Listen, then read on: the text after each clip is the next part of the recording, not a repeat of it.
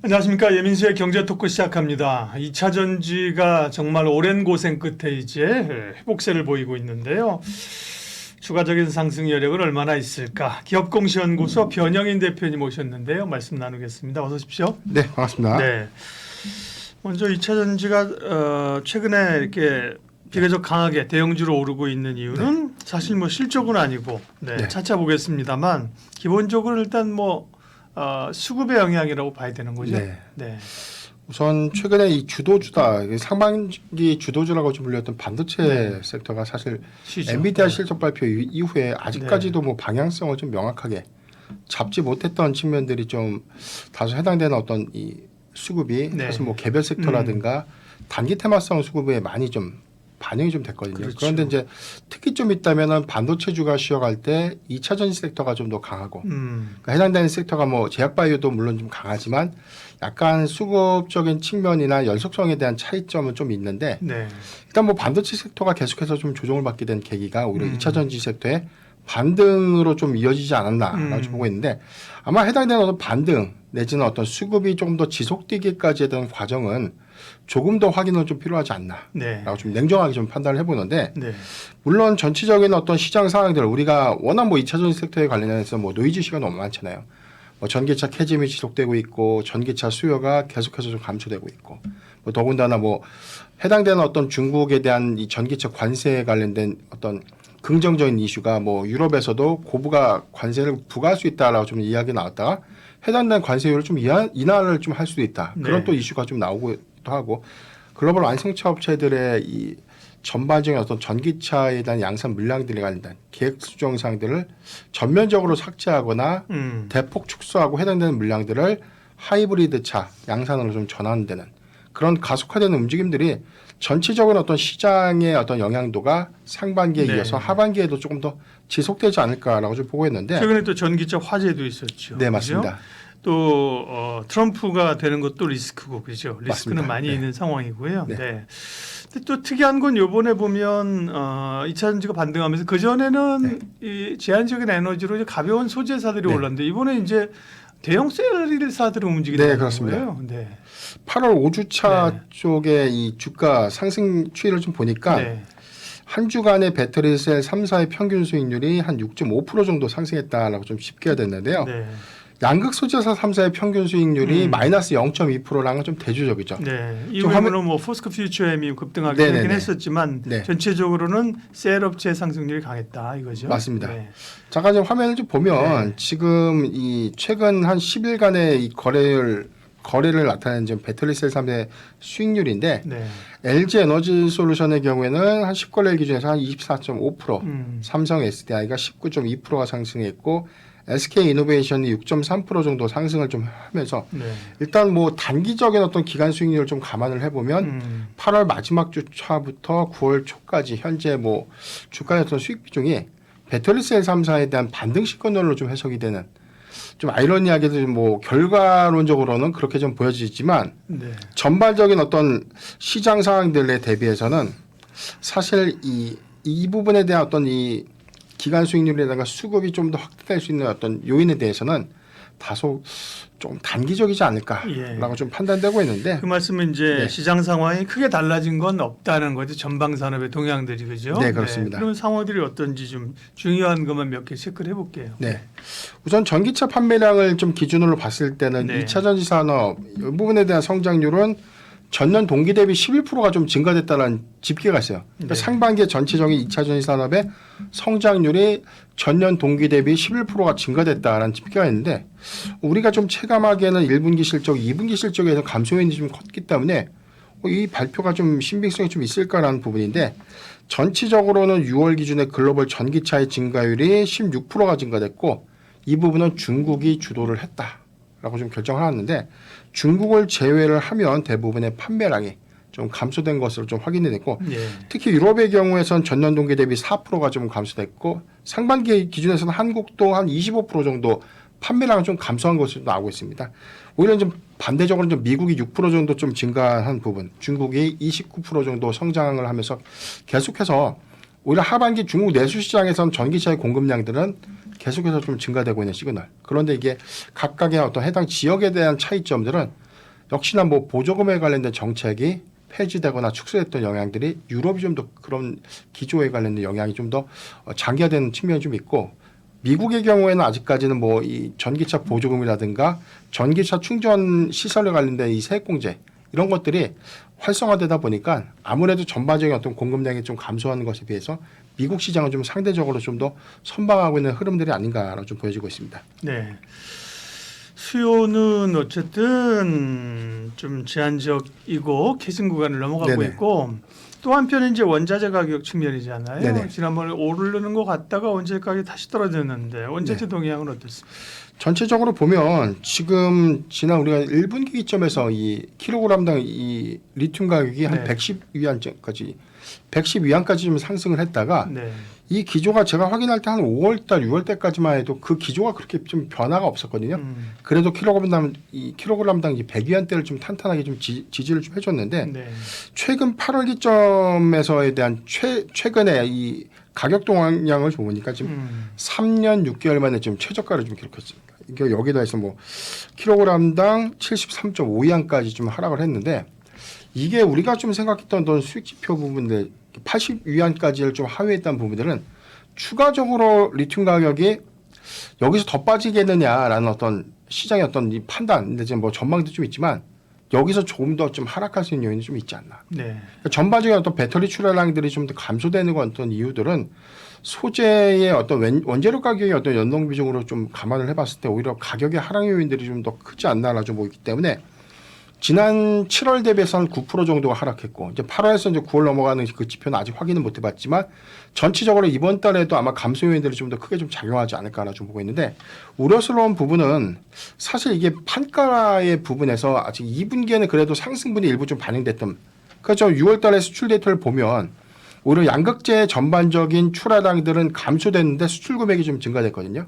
그러니까 이 부분은 판가가 일부분 정도는 좀 선방을 좀 해주면서 오히려 수출 금액이 좀 증가된 효과가 좀 있었고 물론 환율의 기조 효과도 좀 있었지만 이 부분이 3분기 그리고 4분기에는 오히려 이 전반적인 어떤 이 양극 소재사의 어떤 양극재 판가가 더 내려갈 수 있다는 어떤 이 전망들이 좀 나오고 있고 최근에 전체적으로 어떤 메탈 가격의 어떤 하락 요인들도 배터리 가격의 어떤 하락 요인으로 좀 작용될 수 있는 단기적으로는 뭐 실적의 어떤 악재의 요인으로 좀 작용될 수 있는 부분이지만 또 한편으로는 좀 중장기 관점에서 오히려 배터리 배터리 판가가 좀 떨어지는 부분들은 오히려 자동차, 전기차의 어떤 출고가가 낮아지는 효과로 작용될 수 있기 때문에 오히려 판매량들이 좀 더 증가될 수 있는 요인이 아닌가라는 네. 어떤 전망들이 나오고 있기 때문에 다소 이건 좀 먼 이야기이긴 하지만 단기적인 어떤 실적 영향들은 좀 불가피하지 않을까 그렇게 네. 좀 판단되고 있습니다.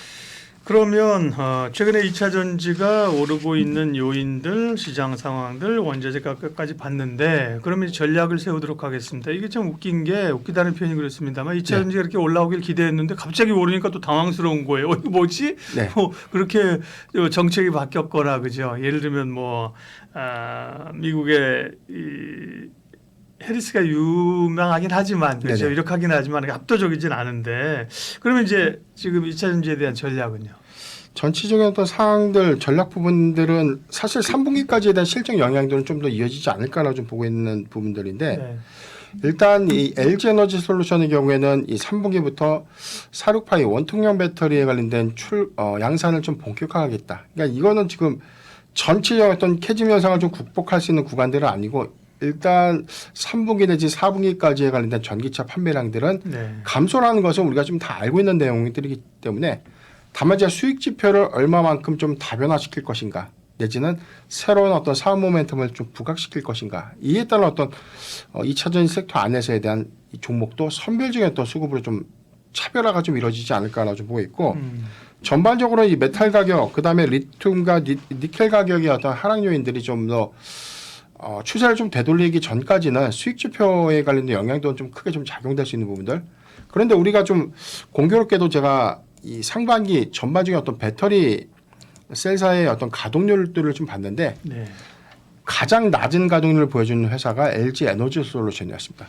LG 에너지 솔루션이 한 35%대, 한 45%대로 좀 추정되고 있고 가장 높은 가동률을 보여준 기업이 삼성 SDI 75%대인데 아마 이제 전반적인 어떤 공급량에 대한 차이는 LG에너지 솔루션보다 삼성 SD가 현재 좀 못 미치죠. 이런 영향들 좀 종합적으로 좀 고려한다고 하더라도 가동률이 그만큼 좀 하향됐다는 부분들, 이 부분이 3분기 얼마만큼 가동률을 좀 상향시킬 수 있을까, 이 부분이 좀 중요한 포인트고, 지금 미국의 합작법인 설립 이슈, 합작법인의 어떤 가동 이슈가 아마 4분기부터 좀 일부 가동을 좀 앞둔 기업들, 이런 기업들의 경우에 오히려 가동률이 좀 더 떨어진다는 것은 고정비 부담이 심해질 수 있는 원인으로 좀 작용될 수 있기 때문에 고정비에 관련된 부담을 얼마만큼 좀 완화시킬 수 있는가, 이 부분도 좀 중요한 포인트가 아닌가라고 보십니다. 다만 지난번에 우리가 뭐 셀사의 실적 컨퍼런스 콜에서 좀 언급을 했던 것처럼 뭐 중소형 전지의 어떤 공급량들에 대한 영향도는 올해 하반기까지 지속될 수 있지만 ESS의 공급량들 좀 늘리면서 이익 부분을 충분히 좀 일부 좀 상쇄하면서 수익 지표를 좀 개선시키겠다라는 어떤 노력들, 여기에 대해서는 좀 뭐 LFP 배터리 관련된 전략들, 그 다음에 뭐 전고체 배터리 관련된 기술 선정 우위, 뭐 이런 것들을 좀 종합적으로 좀 고려를 해보면 사실 셀사의 경우에는 앞으로 단기적인 어떤 성과를 조금 되돌릴 만한 어떤 트리거는 좀 부족하지만 전체적인 어떤 이 주가의 어떤 하단 구간들이 지난 페닉셀 이 장세 구간 이후에 오히려 최근에 좀 반등을 한 흐름들은 그렇게 좀 큰 폭의 어떤 반등은 좀 아니었다. 일봉 차트 전체적으로 감안을 해봤을 때요.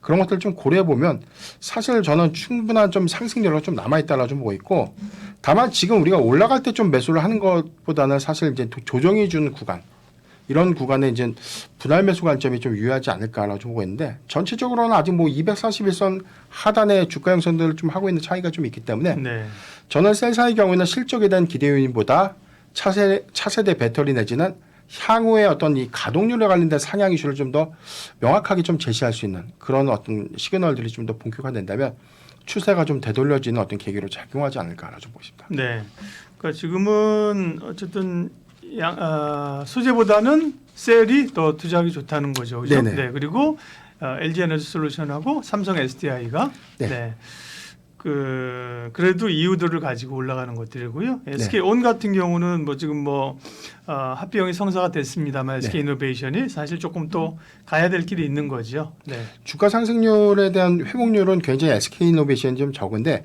충분하게 이 SK 이네스와의 합병 이 부분 관련된 향후 시너지는 전 긍정적이다라고 보고 있거든요. 전체적인 어떤 영업이익 규모가 2조 정도가 더 실적이 좀 반영된 기대 효과들이 좀 있기 때문에 순수하게 에너지 사업 부분에 대한 역량을 놓고 보면 정말 이번에 합병은 굉장히 좀 이 지배구조 재편을 좀 뛰어넘는 전 충분한 사업 시너지에 관련된 그리고 경쟁력 관점에서 굉장히 긍정적이다라고 보고 있는데, 관건은 SK 이노베이션의 배터리 사업 부분이 과연 연내 흑자전을 좀 할 것인가, 그러니까 이 부분이 저는 중요할 것 같아요. 그래서 아마 현재 어떤 전반적인 어떤 가동률이라든가 공급량들을 좀 추정을 해봤을 때는 3분기도 그렇고 저는 4분기까지에는 흑자 전환은 좀 어렵겠다. 물론 이제 내년도에 대한 이 글로벌 완성차 업체들의 어떤 전기차 목표량들을 내년에 얼마만큼 좀 제시가 될지 이 부분 좀 관건이긴 한데, 사실 아마 연내까지는 이 흑자 전환 기조를 좀 유지하기, 그러니까 흑자를 전환시킬 수 있는 어떤 이 명분은 좀 부족하지 않나라고 보고 있지만, 저는 뭐 중장기 관점에서 SK 이노베이션의 경우에도 이 SK 온 부분의 어떤 흑자 전환 이슈는 오히려 상승 탄력도 관점에서는 더 크게 좀 작용될 수 있는 부분을 우리가 좀 주목해볼 포인트다라고 좀 말씀드리겠습니다. 네. 회복되고 있는 2차 전지 대응 전략 변영인 대표님과 함께 세웠습니다. 참 주식시장은 돌고 도는 것 같아요. 2차 전지 때문에 우리가 그렇게 고생을 하고 그죠. 매번 그냥 고민거리였는데 2차 전지 좀 살아나는데 그냥 주도주였던 믿을만하던 이제 반도체에 대한 고민이 또 깊어지는 건데요. 엔비디아 실적 발표로 인해서 이제 같이 좀 흔들렸고, 근데 엔비디아는 사실 주가가 꽤 회복하는 관계인데 우리 반도체는 계속 약하단 말이에요. 네. 그리고 어떻게 그러니까 결국은 이제 키는 또 엔비디아가 쥐고 있기도 한 것 같고요. 예. 우선 최근에 이 분석 자료를 보면 이 글로벌 패닉셀 장세 이후에 주가 회복 속도가 가장 적은 기업이 한국입니다. 특히나 이제 코스닥 지수가 회복이 좀 안 되다시피 회복은 좀 안 됐다라고 좀 보는 게 좀 명확하게 좀 맞을 것 같아요. 일본도 상당수 낙폭을 좀 축소했던 것에 비해서 한국의 코스닥 지수의 낙폭이 아직까지 좀 더 심화되고 있는 부분. 여기에서 개별 종목의 하락폭들을 보면 다름 아닌 반도체 소부장 종목들에 대한 예. 하락폭들이 좀 더 큰데 최근에 이 반도체 빅2 삼성전자, SK하이닉스의 주가를 좀 보더라도 수급적인 측면이 오히려 엔비디아의 실적 발표 이후에 방향성을 좀 잃었다라고 표현을 하기에도 이제는 사실 이 부분은 일회성으로 좀 인식됐던 부분들이 오히려 최근에 어떤 동향들까지를 감안해 보면 오늘도 네. 좀 낙폭을 좀 키웠던 부분들 2%대 두 종목 다 좀 하락을 좀 했기 때문에 예. 지난 저점 대비까지는 아니더라도 상당히 지난 페닉셀 장세 때와 유사한 흐름 구간까지는 또 내려왔던 그런 이슈를 좀 주목을 해봐야 될 것 같고 네. 다만 이에 해당되는 낙폭이 아마 다시금 뭐 어떤 사업 전략에 관련된 어떤 뭐 제시라든가 뭐 3분기 실적에 관련된 어떤 기대 요인들 하에서 추세를 좀 되돌릴 수 있을까 이제 이 부분이 좀 중요한 포인트가 아닌가라고 좀 보고 있는데 중요한 부분들이 좀 엔비디아 실적일 거고요. 여기 관련 실적을 일단 뭐 리뷰 차원에서 한번 좀 정리를 좀 해봤는데 예. 우리가 좀 잘 알고 있는 것처럼 2분기 매출액 300억 달러 그리고 전 분기 대비해서도 15%가 증가됐고 전년 동기 대비해서 뭐 122%가 증가됐던 가이던스 상회했죠. 그렇죠 호실적이었고요. 예상보다. 가이던스도 뭐 317억 달러 대비해서도 뭐 상향됐던 그렇죠. 325억 달러 좀 제시를 했는데 그러니까 여기까지는 다 좋았습니다. 그런데 이제 컨퍼런스 콜에서 이 블랙에 관련된 어떤 이슈 네. 이게 양산 지연이라는 명확한 표현은 좀 아니었는데 일단 이 과거에 좀 CNBC가 블랙일의 양산 지연 여기 관련된 오류가 있다라고 좀 문제 제기를 했던 이 이슈가 당일에 엔비디아도 마찬가지 삼성 국내 반도체 섹터의 전반적인 어떤 조정 하루짜리 좀 조정으로 좀 작용을 했는데 이 부분에 대해서 뭐 엔비디아가 좀 부인을 하고 나서 다음날 뭐 반등을 하기도 했었죠. 네. 그런데 해당되는 어떤 컨퍼런스 콜 내용들을 보면 마스크 개선을 통해서 생산성을 좀 올리고 있다. 그러니까 일부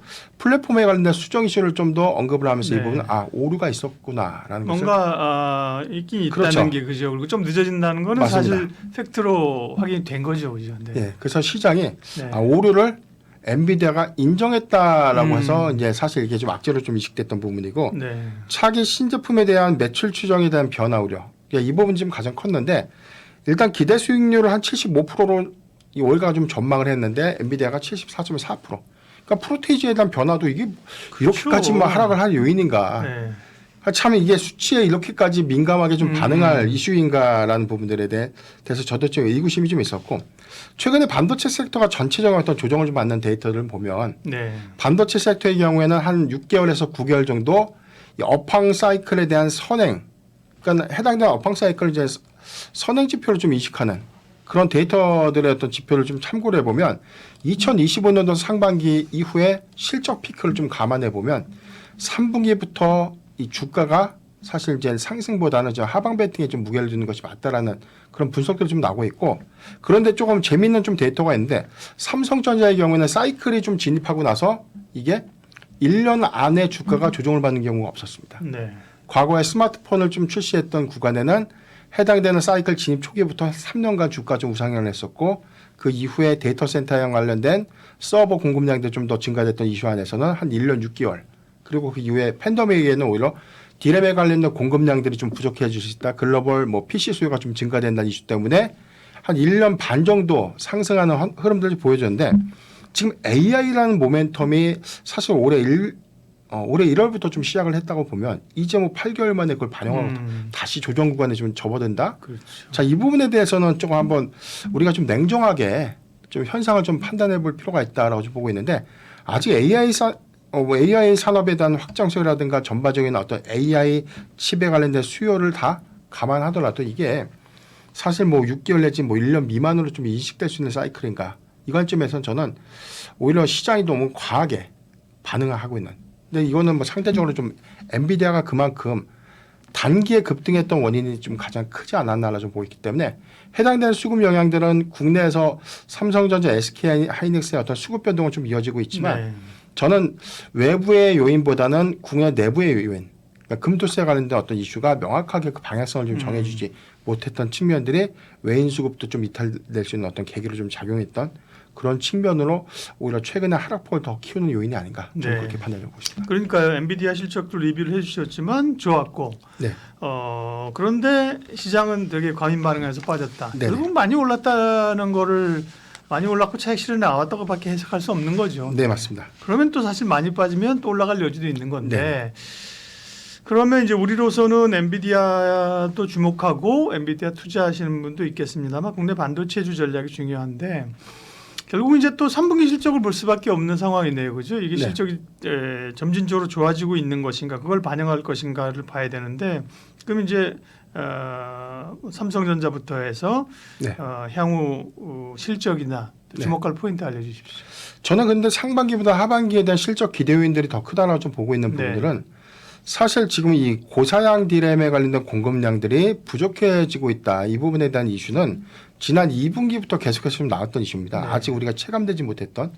그런데 최근에 뭐 트렌드포스의 경우에도 디램 가격에 대한 3분기 내지 4분기의 어떤 인상폭들 전체적인 어떤 가격 부분을 여기서 20% 정도 더 올라갈 수 있다고 좀 추정을 좀 하고 있고요. 이런 부분들은 실적 영향도 관점에서 3분기에 좀 상당 부분 좀 반영될 것이다라고 좀 보고 있는데 일단 엔비디아가 3분기 가이던스를 상향 제시했다는 건 그만큼 견고한 AI 칩에 대한 수요는 3분기 여기서 3분기에서 끝나는 것이 아니라 저는 뭐 내년도 2026년도까지는 그 수요 기조는 좀 명확하게 좀 유지될 수는 있다라고 좀 보고 있기 때문에 실적에 관련된 뭐 훼손이라든가 뭐 사이클이 뭐 퇴보될 수 있는 뭐 피크나 이런 것들에 대한 결과는 좀 다르지 않나. 만약에 그런 경우가 있다고 하더라도 아직 이 부분을 확인할 수 있는 시그널을 현재까지 좀 감지된 부분은 없다라는 것을 우리가 좀 인지해 볼 필요가 있다라고 좀 보고 있고 네. 삼성전자가 지난 이 실적 컨퍼런스 콜에서 좀 언급했던 AI 수요의 확대로 인해서 HBM 매출이 50% 확대가 예상되고 있다. 이게 삼성전자의 관점입니다. 그런데 8단에 관련된 콜 테스트가 아직 뭐 승인이 공식화되지 못했는데 네. 얼마 전에 외신 보도를 보면 엔비디아가 블랙엘에 관련된 칩을 더 늘릴 수 있다라고 좀 언급을 좀 했거든요. 근데 지금 현재 SK 하이닉스가 블랙엘 칩에 좀 공급될 수 있는 전체 캐파는 더 이상 뭐 추가적으로 공급할 수 있는 여력이 없어요. 근데 이 나머지 부분을 삼성전자가 빠르게 콜 테스트를 통해서 공급하는 이슈. 여기서 양을 늘릴 수 있는 이슈이기 때문에 한간에는 삼성전자가 다시금 8단 콜 테스트가 좀 임박했다라는 어떤 이슈가 좀 부각이 되고 있는 그런 포인트를 좀 주목해 볼 필요가 있고 네. 현재 HBM3 8단이 2분기 초에 샘플 공급이 됐고 현재 테스트 중이다. 그리고 이제 실적 컨퍼런스에는 뭐 정확하게 뭐 긍정도 부정도 하진 않았지만 전체 공급량을 3분기는 한 10% 정도 좀 제시를 했고 4분기부터는 오히려 그 공급량들이 더 증가될 수 있다라고 좀 밝혔기 때문에 이게 공교롭게도 블랙엘이 3분기가 아니라 4분기 양산이 본격화된다는 관점과 결이 같지 않나라고 좀 보고 있기 때문에 아마 3분기에 콜 테스트를 통해서 사업 전략이 좀 확실하게 좀 제시가 되지 않을까라고 보고 있기 때문에 뭐 3분기라고 하면 이제 9월 말 이제 얼마 안 남았습니다. 이제 예. 이달 한 달 정도 안에서 삼성전자의 어떤 추세를 좀 돌릴 수 있는 어떤 사업 전략 발표가 굉장히 좀 중요한 체크 포인트가 되지 않나라고 좀 보고 있고 일단 엔비디아 이 3분기 가이던스에 대한 상향 지시 이 부분 굉장히 긍정적인데 여기에 대해서 뭐 3분기 서브용 디램의 가격 인상 부분들이 오히려 좀 부각될 수 있고 여기에 대해서는 뭐 4분기부터는 뭐 디램의 공급 부족 이게 2025년도에는 쇼티지 현상으로서 시장에 다시금 좀 화두가 좀 된다면 예. 우리가 고대역 반도체 부분에 관련된 사이클만 주목을 했는데 전통적인 레거시 특히나 이제 고사양 부분의 디램의 공급량들이 부족해진다는 건 가격 상승 요인이 내년에도 이어질 수 있다. 이 포인트를 좀 주목해 볼 필요가 있지 않나라고 좀 그러니까 지금 뭐 업황 영향을 받는 거지만 삼성전자는 레가시 쪽도 기대가 있는데 사실 그렇게 보면 이제 하이닉스가 더 깊은 시름이 있는 겁니다. 그죠? 네네. 올라갈 때는 확실하게 HBM으로 주도하면서 삼성전자를 제끼고 올라갔었는데 최근 빠지고 불안한 건 더 SK 하이닉스란 말이죠. 그죠? 그럼 하이닉스는 어떻게 봐야 됩니까? 하이닉스의 경우에는 가장 그래도 하이닉스의 최근에 어떤 주가 변동이 가장 더 크지 않나라고 좀 보고 있는데 이게 삼성전자와는 좀 다르게 SK 하이닉스는 엔비디아에 관련된 이슈에 더 많이 민감하게 좀 반응하는 그런 측면들이 있고 이게 이 세미콘 타이안 세미콘 타이안이죠. 세미콘 타이안이라는 이 아시아 최대 반도체 포럼 행사에서 오히려 삼각동맹 관련된 이슈가 좀 더 본격화되면 엔비디아와 TSMC, SK하이닉스가 HBM4 6세대 HBM 반도체에 관련된 선점 여기에 관련된 경쟁력들은 삼성전자보다 더 빠르게 갈 수 있는 부분들 그렇기 때문에 물론 실적 컨퍼런스에서 뭐 삼성도 내년에 8단 12단 같이 간다라고 이야기를 했고 SK하이닉스는 뭐 우리는 12단부터 시작을 한다라고 좀 전략을 좀 제시를 해놓은 상태지만 이 부분이 삼성전자보다는 그래도 SK하이닉스가 그 차세대, 그 다음 세대에 관련된 HBM4에 관련 어떤 시장 선점 효과들은 더 빠르게 좀 진입할 수 있는 그런 역량들을 좀 고려해 보면 아직 고대역 반도체 부분에 관련된 차세대 칩 출시 기대감들은 더 남아 있다고 봐요. 그렇기 때문에 저는 HBM4에 관련된 양산은 내년 뭐 하반기부터 본격화될 것이다라고 뭐 이야기도 좀 나오고 있지만 디램 가격이 계속해서 좀 올라가고 있는 포인트는 오히려 HBM4에 관련된 공급 이슈도 같이 연동이 될 수 있는 부분이기 때문에 수익 지표가 더 확장될 수 있다. 그래서 저는 AI 칩이 수요가 둔화된다고 하더라도 이 메모리 반도체를 생산하고 있는 반도체 빅2 삼성전자와 SK하이닉스의 경우에는 사실 실적에 관련된 영향도 없다고 봐요. 그러니까 특수효과는 더 누릴 수 있는 부분이고 이거는 AI 칩의 전반적인 어떤 이 전략을 좀 제시하는 엔비디아와는 좀 다른 결로서의 어떤 업황 호황기를 저는 이어갈 수 있다고 보고 있기 때문에 SK하이닉스 역시도 디램 공급에 관련된 부족 사태가 반사 수혜로 삼성전자 동일하게 좀 작용될 수 있지 않을까라고 좀 보습니다. 네. 그러면 지금 반도체는 어떻게 해야 되는가? 앞서 잠깐 말씀하신 것처럼 반도체에 있던 수급들이 사실은 지금 빠져서 다른 쪽으로 가는 거잖아요. 네네. 예, 바이오도 가고 뭐 건설 이런 쪽도 한번 이제 네. 건자재도 갔었고 네네. 최근에 2차전지 가는 건데 그러면 이제 반도체에 대해서는 뭐 이럴 때가 투자의 기회인 것인지 혹은 뭐 적어도 기회는 아닐지라도 가지고 있는 분들은 버티고 있어야 되는 건지 예, 반도체 전략 말씀. 우리가 코로나 팬데믹 이후에 삼성전자와 SK하이닉스가 사이클 진입 이후에 피크가 왔을 때 오히려 이제 재고가 증가되고 이거에 관련된 수익 지표가 악화되면서 주가가 좀 하락했던 그런 것들을 복기를 좀 해보면 네. 당시의 상황과 현재 3분기, 4분기의 상황을 우리가 비교해 볼 필요가 있지 않나. 그런데 지금은 사실 AI의 고점론, AI의 거품론 이런 것들 이슈 때문에 주가가 좀 조정을 받았던 것이고요.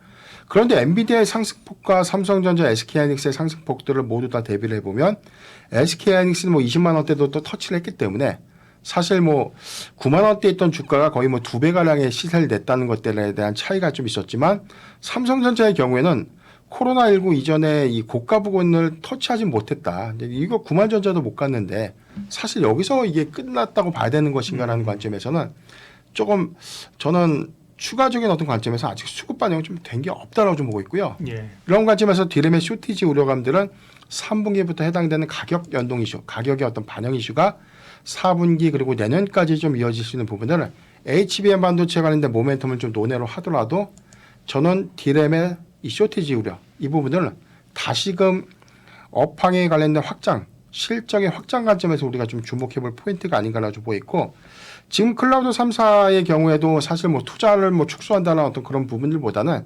장기 투자의 관점에서 뭐 집행 여력들을 좀 더 늘리겠다. 자본 지출을 뭐 3분기에도 계속해서 좀 늘리겠다라고 메타와 마이크로소프트도 좀 제시를 했기 때문에 저는 이런 어떤 투자 기조가 일시적으로 좀 더 감소되거나 위축될 수 있는 요인은 아니다라고 좀 보고 있습니다. 그렇기 때문에 다만 지금 AI의 어떤 이 사업 성과가 지금 단기적으로 좀 일어날 수 있는 구간은 아니기 때문에 AI 거품론을 논하기에 반도체 전반적인 어떤 산업과 좀 같이 우리가 좀 비교해서 이제 피크야 이렇게 좀 단정짓는 것보다는 오히려 3분기와 4분기 그리고 내년도에 대한 실적 기대 효과들을 좀 더 주목해 본다면 오히려 조정을 매수의 기회로 좀 활용할 수 있지 않을까라고 좀 보고 있습니다. 네. 그러면 삼성전자 하이닉스 중에서는 삼성전자 쪽이 조금 더 유리한 걸까요? 네, 저는 삼성전자인데요. 예. 지금 결론적으로 좀 말씀을 드리면 네. SK하이닉스에 대한 수급 지표는 사실 뭐 엔비디아에 관련된 노이즈 이슈가 부각될 때마다 SK하이닉스는 좀 영향을 좀 받을 수 있는 측면들이 있는 거. 첫 번째고 두 번째는 삼성전자가 만약에 HBM3 8단 모델에 관련된 퀄 테스트가 아마 이달 중에 만약에 결정이 된다면 SK하이닉스에 또 다른 노이즈로 좀 작용이 되면서 뭐 하루짜리 뭐 수급 변동 이슈로 좀 작용될 수 있는 어떤 악재까지는 아니더라도 네. 어떤 수급 변동성 관점에서는 SK하이닉스보다는 그래도 삼성전자의 기대 요인들이 좀 더 크다라고 좀 보고 있고 결국에는 디램의 가격 상승 요인들 이 부분을 좀 주목해 보면 사실 고사양 디램의 가격 연동 여기 관련된 실적 기여도가 큰 네. 삼성전자가 SK하이닉스보다는 좀 투자 매력도가 좀 더 높지 않을까 예. 그렇게 저는 판단해봤습니다. 예, 좋은 인사이트가 있었습니다. 말씀하신 것처럼 네. 반도체 고민이 깊지요. 그런데 그러면 AI 사이클이 끝났냐? 그렇게 질문하면 끝났지요. 물 건너가지 이렇게 얘기하는 사람 별로 없을 거예요. 그죠? 그다음에 지금 뭐 전력기기나 화장품 이런 쪽들도 음식료들도 네.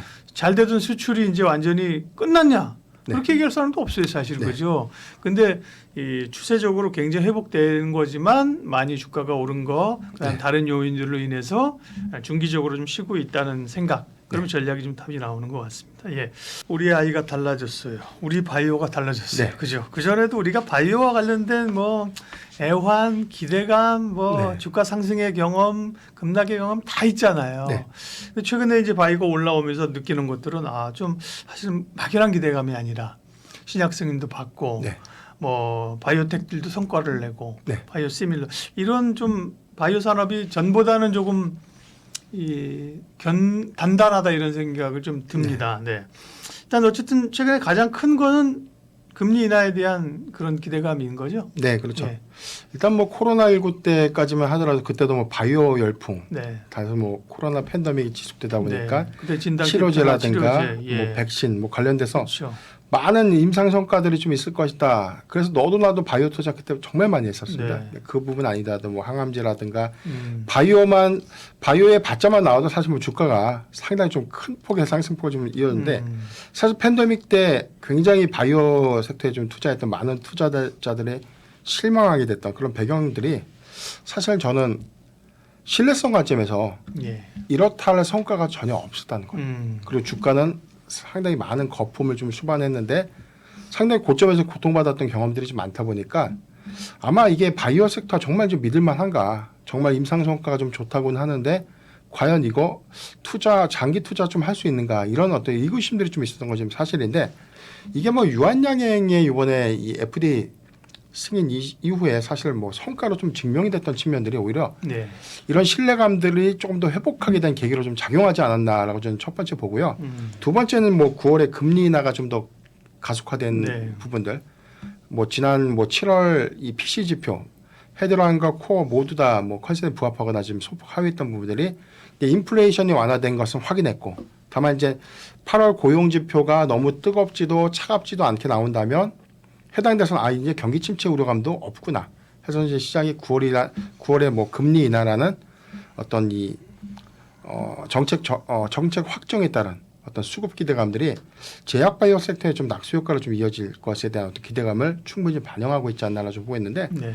사실 뭐 금리가 내려간다고 해서 임상 시험이 더 활발해지고 뭐 M&A가 더 활발해지고 뭐 단순하게는 금리와 임상 시험이 너무나 임상 이 시험에 들어가는 이 연구개발비가 좀 많은 예. 자금들이 좀 소요되다 보니까 금리에 연동돼서 이게 금리가 고금리 기조에 있을 때는 임상 시험이 좀 더 위축되거나 오히려 이제 M&A가 좀 활성화되지 못했던 측면들이 있는데 이게 금리가 내려감으로써 임상 성과가 활발해지고 오히려 뭐 M&A가 좀 활성화되면서 제약바이오 산업이 오히려 좀 호황기에 좀 접어들 수 있다 그런 어떤 기대감으로 좀 작용한 측면이기 때문에 이 부분은 뭐 금리가 딱히 뭐 내려간다고 해서 전체적으로 뭐 이렇게 뭐 체감적으로 좋다 이런 것들은 좀 아니라는 것이죠. 다만 이제 글로벌 좀 기조를 보면 글로벌 빅파마들이 금리 인하를 좀 기점으로 하면 대다수 이제 이 라이선스 아웃을 그러니까 기술 이전에 관련된 건수를 좀 더 늘릴 수 있는 부분들 또는 이제 제약 바이오 업체들에 대한 인수가 조금 더 활발해질 수 있는 어떤 기대 효과들 안에서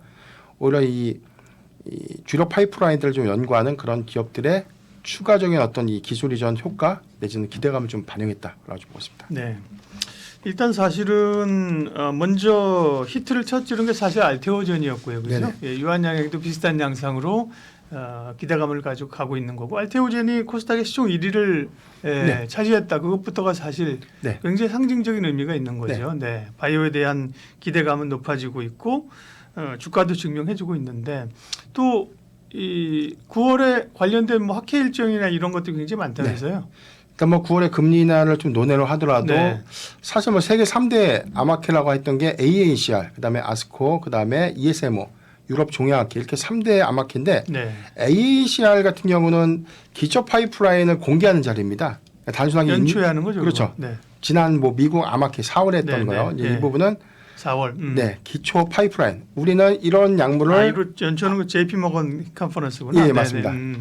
우리는 앞으로 이런 약물을 연구해서 이렇게 가겠습니다라고 네. 발표하는 자리가 이제 AACI였다면 아스코의 경우에는 주력 파이프라인의 어떤 임상 성과, 우리가 임상 이상 단계의 연구 결과치를 이렇고 유효성, 안전성, 뭐 생존율, 뭐 중앙값은 네.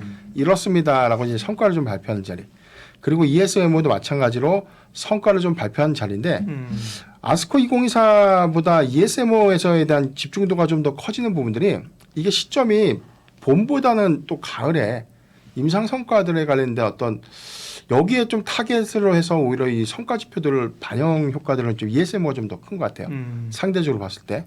그래서 최근에 어떤 내용들을 보면 렉라자 리브리반트의 병용 치료제도 작년 이 ESMO 유럽 종양학회에 대한 성과는 아스트라제네카의 타그리소 대비해서는 비교 약물에서는 뭐 거의 뭐 비등비등했는데 중앙값이 좀 못 미치면서 약물이 아직은 타그리소가 좀 더 좋은 것 아닌가? 네. 이게 좀 노이즈를 좀 작용했고. 그런 적이 있어요. 근데 아스코 2024에서 해당되는 어떤 약물 보호 조치를 뭐 생존율을 더 높여가지고 나왔으니까 이게 오히려 이건 대박 나는 어떤 승인 제품이다.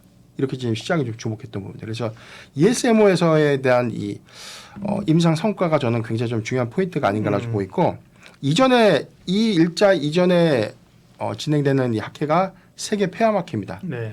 여기에 대해서도 사실 해당되는 중간 임상 결과라든가 뭐 초록 안에서 그러니까 임상이 뭐 1상이라든가 2상 단계에 관련된 임상 데이터를 좀 공개하는 자료이기 때문에 예전에는 단순하게 학회가 있고 여기서 뭘 공개한다고 하면 그 수급에서 뭐 일회성으로만 수급이 좀 몰리는 측면이 있었지만 지금은 조금 이 투자자들이 좀 더 다르게 보는 게 이런 해당 약물이 다음 단계의 임상에 진입할 수 있는가 또는 기술 이전을 할 수 있을까 내지는 이 약물 내년도에 정말 시판화가 좀 될 수 있을까 이 부분에 대한 지표 확인을 많이 한다는 것이죠. 예. 그러니까 그런 차이들이 좀 있기 때문에 저는 학회 일정은 단순한 어떤 일정 모멘텀으로 좀 보는 것이 아니라 공개될 수 있는 초록 데이터라든가 임상 성과를 좀 면밀하게 좀 살펴볼 필요가 있다라고 좀 말씀드리겠습니다. 그럼 이제 관련해서 조금 나올 수 있는 내용이나 기업 핵심적으로 좀 주목되는 기업들은 어디예요? 네, 일단 세계 폐암학회에서는 유한양행 그리고 HLB가 렉라자와 리버셀라닙에 대한 임상 성과에 관련된 결과 좀 발표가 될 예정인데 네. 우리가 유한양행이 지금 렉라자라는 약물, 그다음에 뭐 존슨앤존슨이 보유하고 있는 리브리반트라는 약물을 두 개 짬뽕해서 병용 치료제가 그렇죠. 네. 미국에서 승인을 받은 거거든요. 그렇다면 이제 렉라자 단독으로 했을 때에 대한 효과는 어떨까? 그러니까 이런 것들이 또 다시 이제 시장에 화두가 됐고 잠깐 좀 화면을 보면 9월 학회에서 이거는 이제 세계 폐암학회의 초록 데이터인데요. 네. 존슨앤존슨이 9월 8일 경우에서는 말리포사 병용요법 이거는 뭐 렉라자와 리브리반트의 이 병용 치료제입니다. 이 부분이 경쟁 약물 아스트라제네카의 타그리소드 대비 얼마만큼의 더 유효성이 좀 있었는가 이걸 좀 비교하는 임상 데이터들을 발표하겠다라고 지금 초록이 좀 나와 있는 것이고요. 또다시 뭐 이 존슨앤존슨이 마리포사 내의 레이저티닙 그러니까 레이저티닙이라는 것은 렉라자의 기술 파이프라인 이전명입니다. 그래서 렉라자의 단독 치료요법 그러니까 렉라자 단독으로서에 대한 이 임상 결과가 타그리소 대비해서는 얼마만큼 더 좋아졌는가. 그러니까 그렇다면 이제 유한양행의 입장에서는 렉라자 단독으로서 오히려 이 치료 효과들이나 생존율, 뭐 부작용률이 더 좋아진 지표가 보여줬다면 이게 단독 치료제로서 오히려 시판허가의 관문으로 좀 진입할 수 있는 계기로 좀 작용될 수 있기 때문에 이 부분도 좀 중요한 포인트가 아닌가라고 좀 보고 있습니다. 그래서 종합적으로 좀 보면 유한양행의 경우에는 이미 병용 치료제가 시판허가가 됐기 때문에 앞으로 이게 글로벌 시판을 앞둔 이 절차상에서 앞으로 뭐 이 마일스톤이라든가 뭐 로열티에 대한 기대 요인들이 있고 이와 별개로 보면 SC 제형제라고 해서 지금 이게 우리가 정맥 주사로 지금 이게 승인 허가를 좀 받은 것이거든요. 네. 이게 뭐 지난 아스코 2024에서 살에 맞는 그러니까 피부에 맞는 SC 제형제로 이 전환을 했더니 예.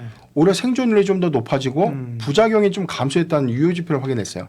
그래서 아마 이 부분이 올해 연말 정도의 임상 데이터가 나오면 역시나 2025년도에 미국의 FDA 시판허가 승인 신청 가시화로 인해서 이 부분도 좀 굉장히 좀 유의미한 성과로 좀 이어지지 않을까. 이 부분도 중요하고 렉라자 자체만으로서에 대한 이 임상 성과가 좀 얼마만큼 더 좋은 반응을 좀 이뤄낼까? 이 부분도 좀 관전 포인트가 아닌가라고 보십니다. 네.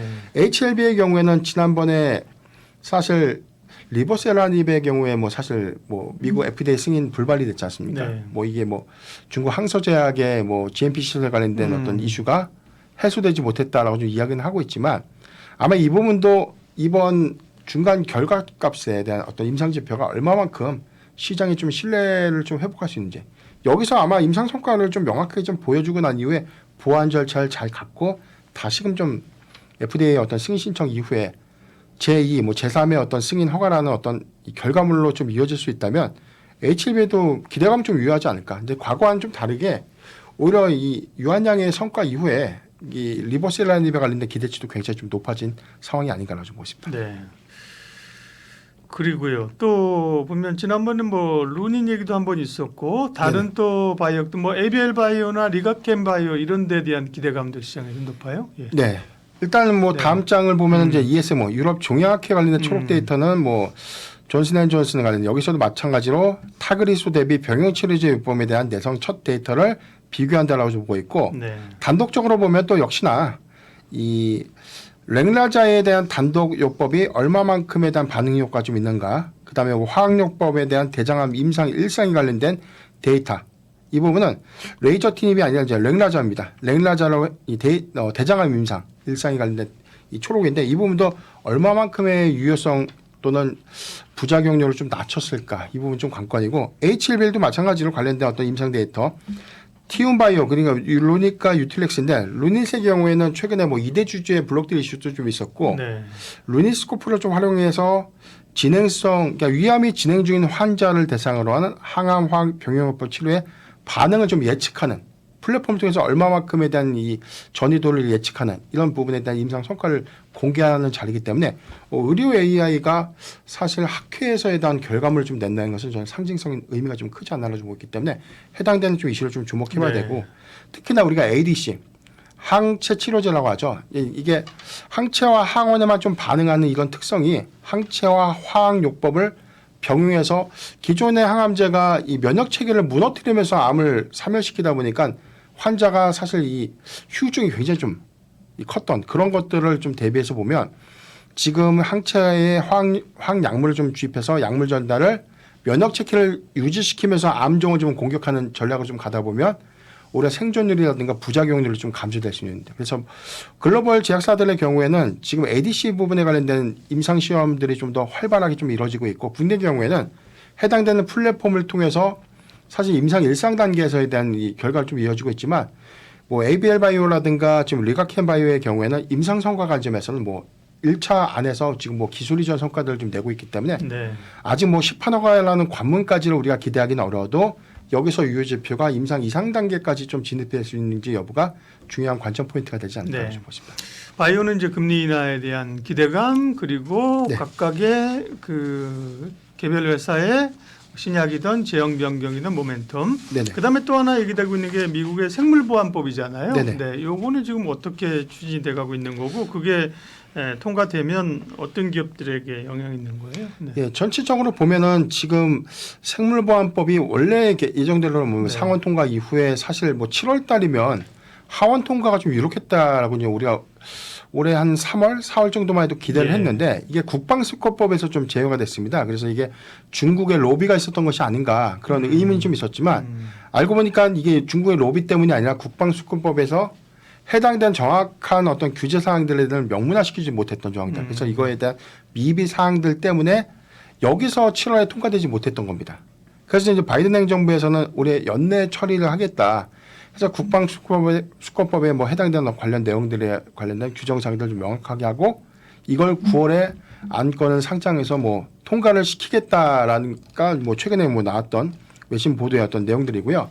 아마 9월 달에 통과가 좀 된다면은 당장 뭐 중국이 미국의 의약품에 대한 공급이 차단되는 것은 아니고 아마 이게 일정 기간에 대한 또 유예 기간이 좀 둘 거예요. 그래서 저는 한 1년에서 한 1년 반 정도다라고 좀 예상이 좀 되고 있는데 이게 어떤 부분에 대한 반사수혜냐면 우시앱텍과 우시바이오로직스가 미국향 전체 CDMO 공급량들 한 45%를 좀 차지하고 있습니다.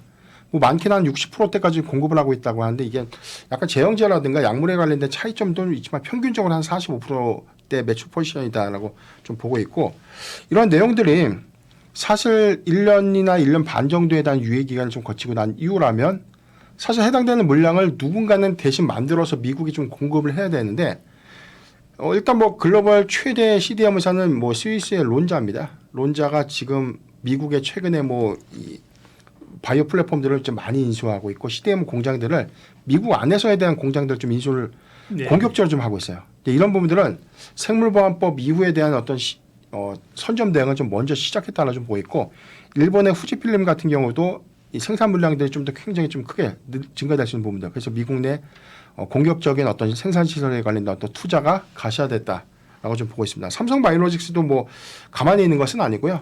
미국 내 지금 생산 제형 시설이라든가 이런 것도 투자 좀 확대를 하고 있는데 2032년도 규모로 보면 연간 한 132만 리터. 그러니까 이거는 전 세계에서 가장 큰 생산 캐파를 삼성바이오로직스가 지금 보유를 하게 된 셈인데 공교롭게도 해당되는 시점들을 좀 더 고려를 해보면 해당되는 물량을 다 스위스나 뭐 기타 글로벌 CDMO사가 다 가져갈 수 있는 요인들은 아니기 때문에 상당 부분 우리나라의 어떤 해당 물량들이 좀 이입될 수 있는 영향이 네. 크지 않을까라고 좀 보고 있고 크게는 뭐 삼성바이오로직스라든가 셀트리온의 수혜 그리고 여기서 뭐 스위스 제약사들과의 어떤 파트너십이 좀 끈끈한 ST팜도 수혜 대상 좀 보이고 있고 뭐 바이넥스의 경우에도 과거 코로나19 백신에 관련된 위탁 생산 공정들 이 부분과 네.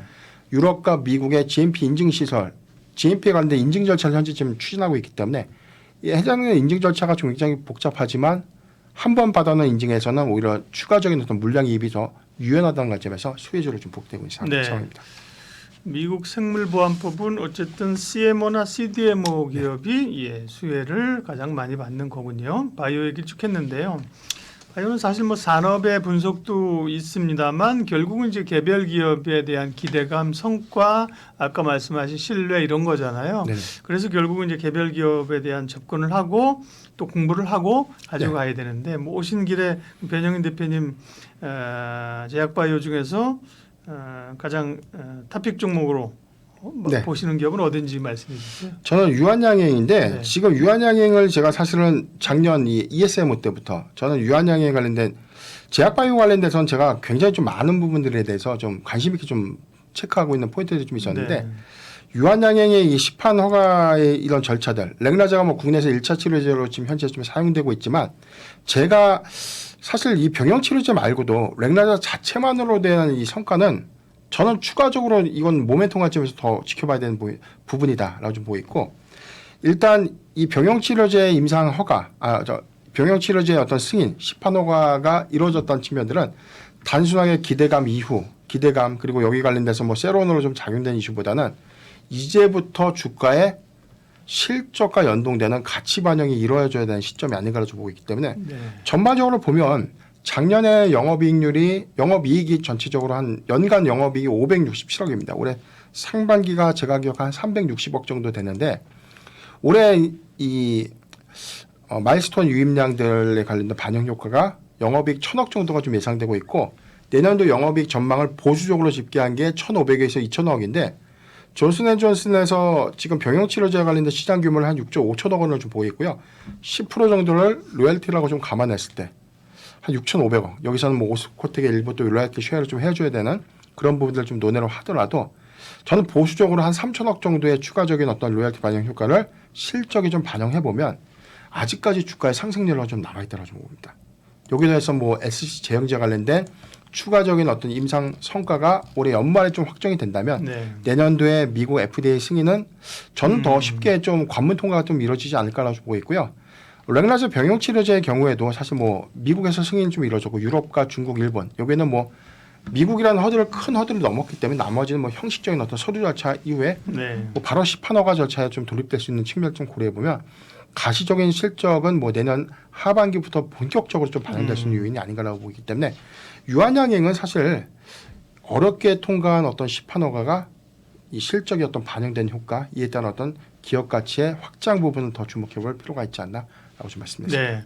변영인 대표님이 이전에 말씀하신 거를 뭐 모르는 상황이라면 아니 이렇게 올라오는데 지금 유한양을 좋게 본단 말이 이렇게 쏠 수 있는데 네네. 이미 사실 이렇게 급등을 하고 성과가 나기 전부터 얘기를 했었고 네네. 지금 주가는 올랐지만 아직도 이 회사가 가지고 있는 업사이드나 내재치를 보면 소위 뭐 굳이 여기서 뭐 팔 필요는 없다, 그죠? 그렇게 네네. 보신다는 얘기인 거잖아요. 네. 네. 유한양행 탑픽 종목으로 봤습니다. 제약바이오 투자전략 기업공시연구소 변영인 대표님 함께했습니다. 고맙습니다.